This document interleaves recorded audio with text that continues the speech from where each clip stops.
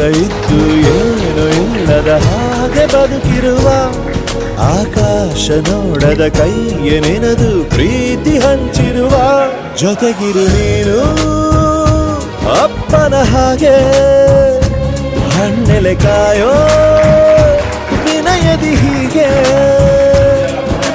ನಿನ್ನನು ಪಡೆದ ನಾವು ಪುನೀತ ಬಾಳು ನಗು ನಗುತ್ತ ಬೊಂಬೆ ಹೇಳುತ್ತೈತೆ ಮತ್ತೆ ಹೇಳುತ್ತೈತೆ ನೀನೇ ರಾಜಕುಮಾರ.